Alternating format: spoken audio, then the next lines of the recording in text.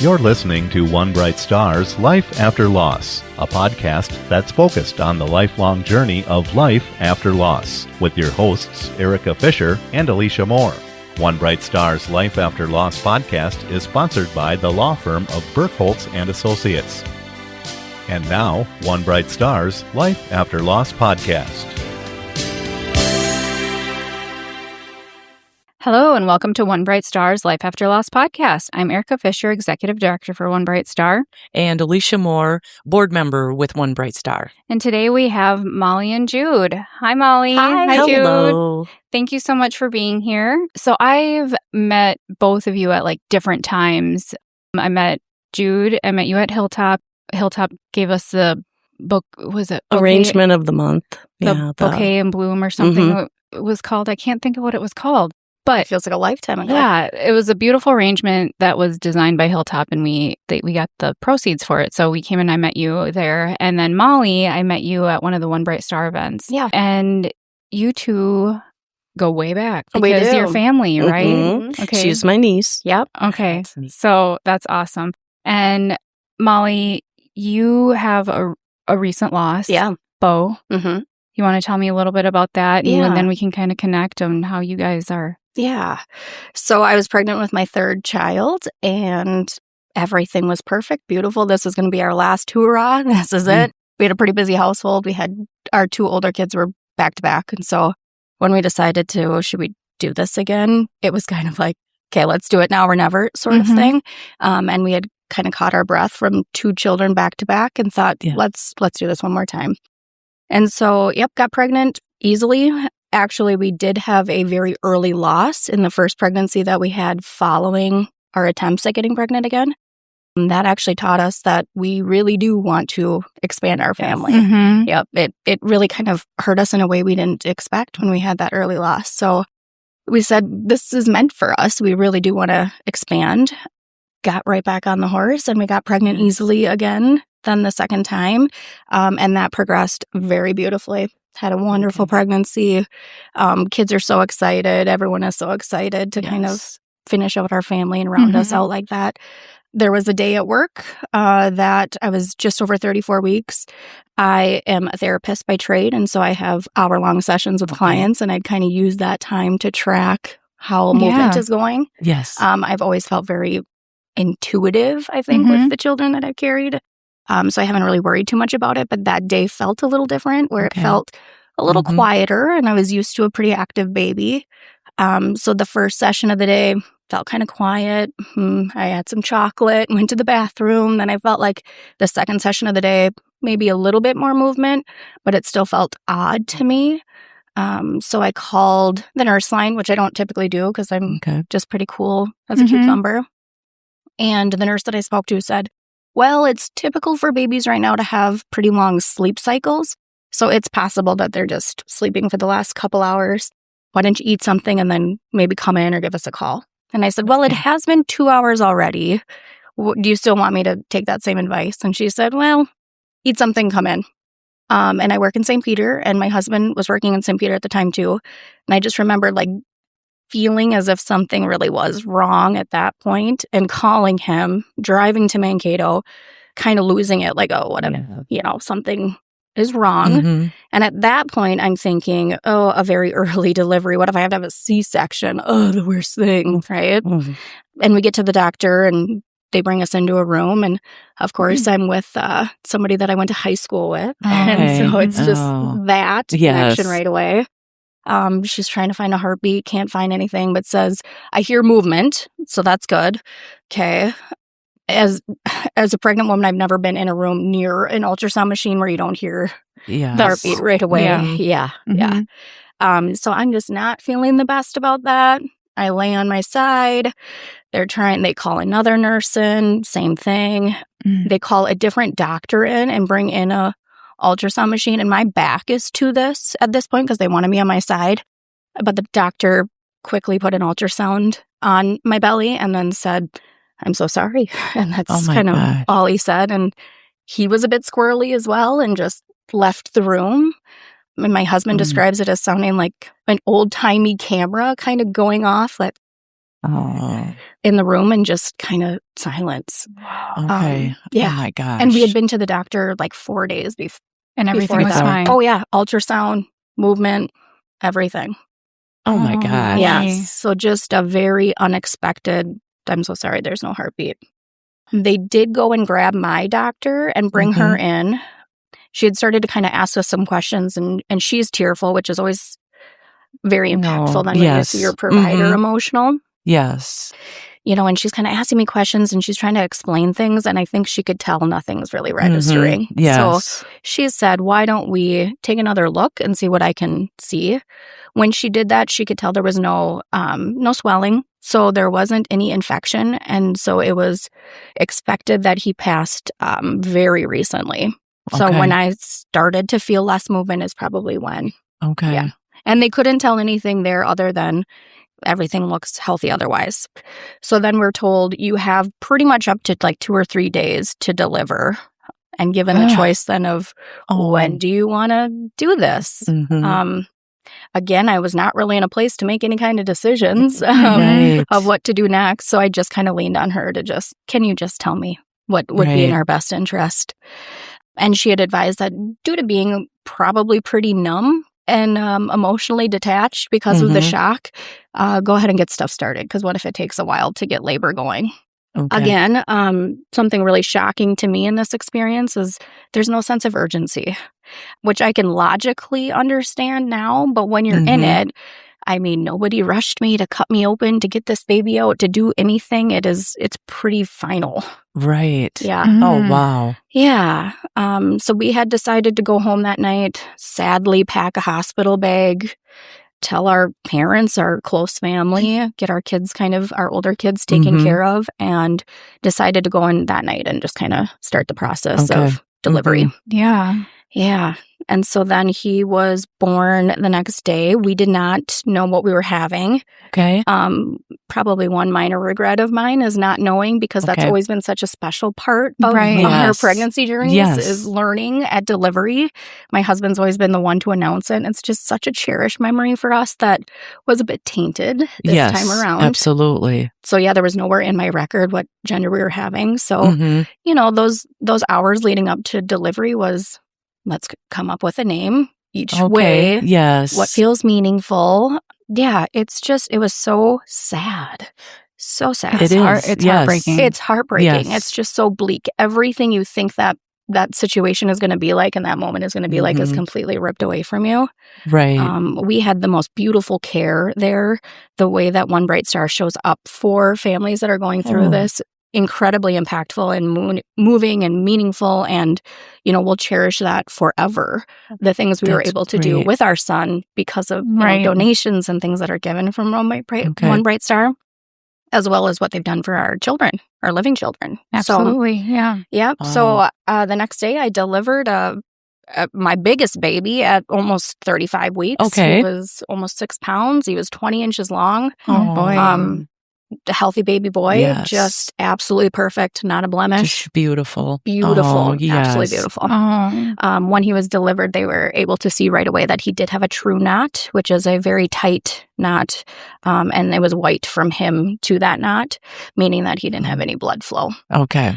They suspect probably months prior to that, when he was small enough, he could move around in the hair, and he just got himself kind of tangled up. Okay. And then as he grew and descended, it tightened. It tightened. Okay. Yeah. So I feel grateful that we got answers. A lot of families do not. Yes. Right. Yes. And I've asked probably a million times, are we sure that that's it? That's it? Yes. So with certainty, as much as you can ever get. Okay. That is why he didn't make it. Okay. But it also gives us peace that he was comforted and loved. He was never sick. He was never in pain. He lived an absolutely perfect life. Yes, he did. Yeah. That's a beautiful way yes, it is. to put that. Yeah. Yeah. Yes. We had a chaplain come in then to the room before we were discharged. And he had said, it's a really hard way to look at it, but he never had to have a bad day. He never had to be sad, be scared, be cold. Right. Be the only hungry. love he knew was yours. Right. That is the only thing he ever knew. Right. Warmth and comfort and love. Right. And all of that. And that's kind of a nice way to think of it. Yes, and to keep absolutely. us moving forward, that he lived a perfect existence. Yes. And so I'm assuming you had amazing support. You reached out to Aunt Jude. Oh, yes. Yeah, because this isn't your first time dealing with grief and loss. No. Because Jude. Well, she had told Asia maybe that I had my daughter, that she goes, I have more of appreciation for what your mom had to go through after she went through her loss. So. And how old were you when Zach died? Zach died, yeah. That was 12 and a half years ago. How old are you, Mom? Oh, gosh. Don't make me do math. How old was he when he passed? He just turned 20. So you would have been 22? Yeah. Yep. Yeah. Mm. So you've experienced this, and so you were able to, help Molly as much as you can, I suppose, but different griefs, but... But she had sent me a picture of Beau, and I'm like, oh, he just looks like a sleeping baby. It's just so precious. So perfect. And, and that reminded me when I saw Zach went to view him, I really didn't want to. And my friends are like, you need to go. And I'm like, yeah, I do. I need to go. And when I did see him, I'm like, well, he looks like he's sleeping. Absolutely. Just looked perfect. And this was after a motorcycle accident, but he didn't look like he'd been really in anything. No. So, yeah. Tell me about Zach.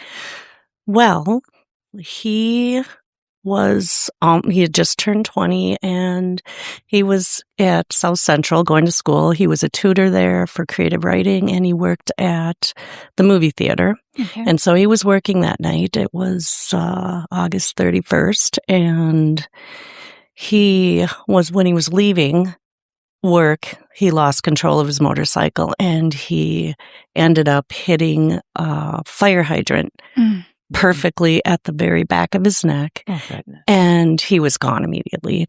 So the police show up in our court, and we had friends over that night. We were on the deck, but they were gone, and my husband was over at the neighbors, and Asia calls me and goes, hey, from downstairs in the basement, she calls me and says, there's some cops in the court. And I'm like, oh, it's got to be these two neighbor boys that were in trouble a lot. Yep. And I'm like, yeah, no big deal. Well, pretty soon they're knocking on my door, and I'm like, oh, they must want to talk to me about these neighbor boys. Like, we're running through my, And so they open the door, and they're like, is Zach Abdo your son? And I'm like, yep. And I'm like, oh, what did he do? Oh, yes. What did you do? And then they're like, you need to sit down. And right away, I know he's gone. Oh, gosh.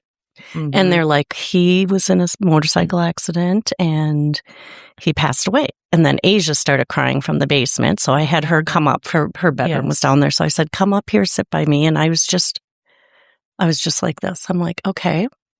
I go, did he have his helmet on? And they're like, yes, he did. I'm like, okay. And they're like, do you want to wait? Well, we call some, do you want us to stay here and wait? And I'm like, no. I go, that's fine. And they go, you don't want us to wait till your husband gets home? I'm like, no, I'll call him. He'll be home. I go, that's fine. And I stood up and I walked him to the door and I said, thank you for this. And I hope you have a better night than I'm going to have. But I do appreciate you stopping in. And we walked out the door, and it was 2 or 3, and they're shaking their head like, okay, that was weird because I didn't do anything. I just was like, I'm in my head. I'm like, okay, what do I need to do now? Right. I need to do this, this, this. And then Tim came home while they were leaving, my husband, and he stopped him in the court. He's like, what's going on? What happened? And they're like, go talk to your wife. So he came in, and I'm like, Zach was in a motorcycle accident and he did not make it. And Tim wears his emotions on his sleeve. So he was bent over crying. And so I'm like, okay, I got to start doing stuff. So anyways, I called some of his friends because he was going away because it was Labor Day weekend. He was going with his friends the next day somewhere. So I started calling them, and then I called my parents, and my mom, I of course woke him up. And I just wanted to tell, this is what happened. I go, you don't need to come in. They live in the country, I'm like, but of course they showed up. Some of my husband's hockey friends showed up. I mean, we had support for the 4 days, because it was Labor Day weekend. So it was Friday, Saturday, Sunday, Monday. We had people at our house the whole time. So having that support was absolutely amazing. then plus it distracted me. Yes. You know, Right. I'm like dealing with these people, like they're coming on my deck, and this one of his coworkers' friends comes out and he sees me and he just breaks down and he's hugging me. I'm like, it's okay, Jordan. It's going to be okay. And he's like, you shouldn't be, Consoling comforting me. And I'm Yes. like, it's okay. He's fine. He's fine. I could feel him when the police came and they started talking to me. Yeah. And I was sitting on the steps. I could feel him behind me with like his hand on my back, just going, Cool. just hang in there, just hang in there for a little while. And because I had my time, I grieved. It wasn't like I didn't grieve, but I just knew at this moment, I need to be the strong one. I'll get my time later on. And so, yeah, that's my Zach story. And, Molly and him, they were close in age, and she was so supportive. She'd come to his wrestling meets, and she'd come with this big entourage of friends. And, because Molly was very popular. And Zach was always like, so happy. He'd pick her up from parties at college because he didn't drink at that time. Yeah, he'd go pick her up. He didn't know where he was going. He lived in this town, but he didn't know anything about the college area. The campus. Yeah. So anyways, yeah. So he was like kind of like a little brother. Oh, yes. Yes. Mm-hmm. Yep.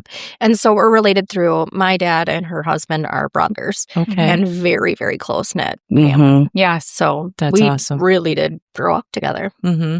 That's really Yeah, neat. it was, the time I had with him was amazing. I always said you died the best way possible. Yeah. You died immediately. You Mhm. didn't hurt anyone else. I never asked why. I never was mad or why, because I'm not going to know why it happened. I'll find out the day I die, I guess, Right. why it happened. And it was never angry. It was more, that intense grief and sadness.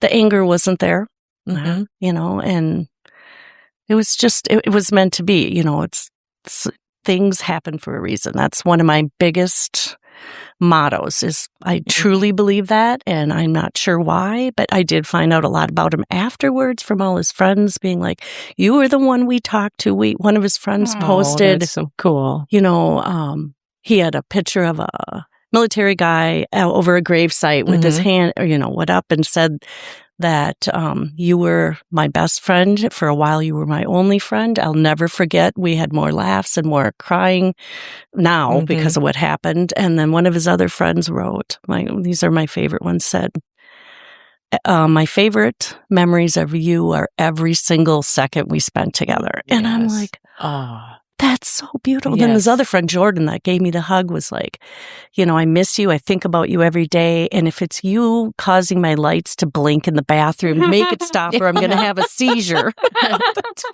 So, I honor him with humor. Yes. I'm always Does Zach like, have a sense of humor? Oh, That's really good. Did he? Okay, that's great. he was very energetic and big. I mean, he was more reserved at school, but around his friends and family, you could feel his energy. It was, and I had said once, I had read this, but the silence of his absence in our life was deafening. It was literally just like, where did that energy go? It's somewhere else. Right. And I kind of miss it in our house, but we go on and we honor him by joking about him all the time. So And saying his That's name. good. and like, saying his talking about name him. and Yes. Yep. and he rides with me sometimes in the car right after I would talk to him I all the love it. time and just whether he Yes. was there or not, I don't know. But I'd be talking and then I'd swear at somebody and that's driving down and cut me off. And then I'm like, oh, I suppose you have angel ears now and I shouldn't have done that. Jude, I love it. So that was how, Oh my that's how I deal with my Yes. grief is with, But you're talking to him. I mean, you're feeling his presence. You are very courageous. But yet, like you said, we talk about him. He's still every day a part of your life. And that's what it should be. Yep. Yes. And it's been, since 2012. So Yes. Yeah. And then he died at like 11:45 on Friday, but they Okay. didn't call it until 12:15. So it's like both days I'm like, Oh, yes. I don't, Mhm. it's like, gosh, 2 days to mourn. Yes. Mhm. But yeah. Yes. Yeah. Oh. I guess he was such big energy. He needed Yes. 2 days. Yeah. Yes, That's right. that's right. Thank you. That's Yeah. right. And That's I'm how going I'm to going to take think that. of it Yeah. now. He just needed those, Yeah. the fact that you two are so close, you were obviously, Molly, so close to Zach, and then the connection that you have with the grief. I mean, baby Beau went up, and one of the first people to take him in his arms was his cousin Zach. And Zach loved little kids. Oh, my so gosh. I can totally see that. Yes. And he's telling Beau about his mama and how amazing and the fun that they had. So let me tell you about what your mama did. Exactly. Yes. Totally. I love that vision. Yes. Yeah. Yes. So that's really cool. Wow, this was really beautiful to talk to both of you and to see how your grief kind of circles back to each other, and you're supporting each other. And I am so happy to know you both, and I feel very fortunate, and I feel like I have two new friends for sure. Thank you. Yes. Absolutely. So, absolutely. I would love to have you back on the podcast and just talk about more, because I feel like Beau and Zach have still more to share, you know? Right. Yeah. Oh, Right. we'd love to. Absolutely. That would be really good. Yes. And thank you for sharing the things that One Bright Star that you have been able to find helpful, supportive, Molly, and you too, Jude, because you have come to the Mothers of Angels events and you have talked about how you just have appreciated being there with other mothers and people that are all talking about their children and saying their names and remembering them. So, yes. Thank you beautiful. for hosting and Yeah. providing those Absolutely. opportunities. Yeah. And we have another event. Alicia, do you want to talk about that one in May? Oh, coming up? yes. We are going to be doing I'm not going to remember the name of it, a Light of Remembrance Walk for Parents. And so we are going to do on Bereaved Mother's Day, which is the first Sunday in May, we are going to do our luminary bags. We're going to light the path with our bags. So cold. Yes, and it's not a December. In December, we're still going to do something, but we're not going to do all the bags. We're still going to have a little lighting ceremony, and we're going to have the tree out there to do the ornaments. But we decided to kind of move that walk with the luminary bags to a warmer time. Yeah. And so I do give credit to my husband for that one. Yeah. Yes. Terry mentioned it when we were tearing down in December. He goes, why don't we do this when it's nice out? Why don't we do it in the spring? Yeah. And all of a sudden, it took off. So the first event is going to be, Sunday, May 3rd. And we're going to do it from 8:30 to 10. Or 8:30 to 9:30, something like that. But there'll be more information coming. Is it at the same place? Yep, It's going to we'll do it at the memorial. At the memorial. It'll be nicer, absolutely. and people can not freeze while they're looking for their child's Just come and luminary. stroll and remember, and people might stay longer too. Yeah, It's not so cold. exactly. Because I think it's important to gather with other parents who are going through that loss. It's definitely an energy you can feel when you're surrounded by other parents. Nobody should go on this grief journey alone. Yes. So thank you so much for sharing your grief journeys with us, because we're very honored to say Zach and Beau's name for always. Absolutely. All right. Until next time, friends. Thank you.